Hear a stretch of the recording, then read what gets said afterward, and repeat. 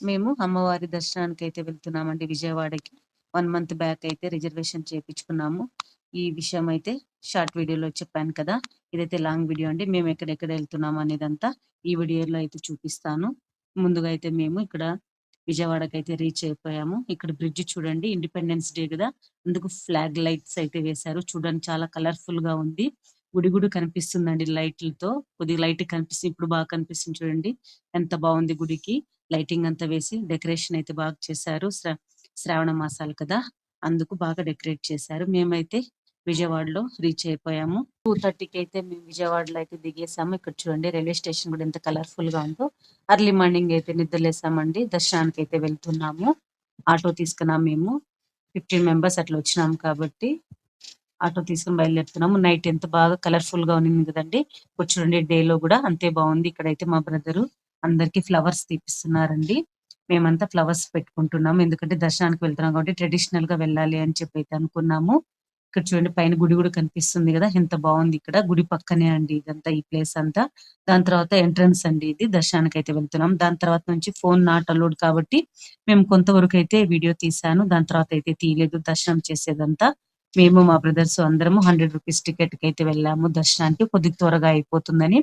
అయిపోయిన తర్వాతయితే అమ్మవారి మెట్లున్నాయండి. ఇక్కడైతే మేము నిమ్మకాయ దీపాలైతే పెడుతున్నాము. ఎందుకంటే శ్రావణ మాసాలు కదా! దీపాలు గూడా తెచ్చుకున్నాము. అందరం మా ఫ్యామిలీ అంతా కూర్చొని దీపాలు పెట్టేసి, ఇక్కడైతే గుర్తుగా ఒక ఫోటో అయితే ఫ్యామిలీ ఫోటో తీపిచ్చుకున్నాము. ఎప్పుడైనా మెమరబుల్‌గా ఉంటుంది అని చెప్పి వెనకాల గుడి కనిపించేటట్లు. దాని తర్వాతయితే మేమైతే అమరావతికి వెళ్ళామండి. అమరావతిలో అయితే ఇక్కడ శ్రీ అమరేశ్వర స్వామి వారి టెంపుల్‌కైతే వెళ్ళాము. శివాలయం అండి. ఇక్కడ టెంపుల్ అయితే చాలా బాగుంది. మీరు అమరావతికొచ్చినప్పుడు తప్పకుండా విజిట్ చేయండి టెంపుల్ అయితే. లోపల టెంపుల్‌లోకైతే ఫోన్ నాట్ అలౌడ్ అండి. నేను బయట దర్శనం అయిపోయిన తర్వాత వచ్చి తీస్తున్నాము. కృష్ణా నది పక్కనే ఉంటుందండి టెంపుల్. చాలా పెద్దది. టెంపుల్ అయితే చాలా బావుంటుంది. గుడి వెనకాలైతే కృష్ణా నది పోతా ఉంటుంది. ఇక్కడ కవర్ చేశాను చూడండి. దర్శనం చేసుకొని బయటొచ్చే ప్లేస్ అండి ఇది. ఇక్కడైతే చాలా ప్లేస్ ఉంటుంది. మనం హ్యాపీగా ఫ్యామిలీ ఫోటోస్ తీసుకోవచ్చు. ఇక్కడైతే కృష్ణా నది అండి అక్కడ. ఆ ఫోటోస్ తీసుకోవచ్చు మనము. అక్కడ కొంతమంది అయితే దీపాలు గూడా పెట్టుకుంటున్నారు. ఇక్కడ గూడా ఒక మెమరబుల్ ఫోటో అని చెప్పి అయితే తీసుకున్నాము.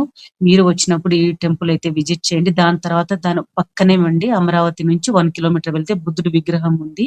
చాలా పెద్దది విగ్రహము. అక్కడ గూడా వెళ్ళాము. ఇంత దూరం వచ్చాం గదా!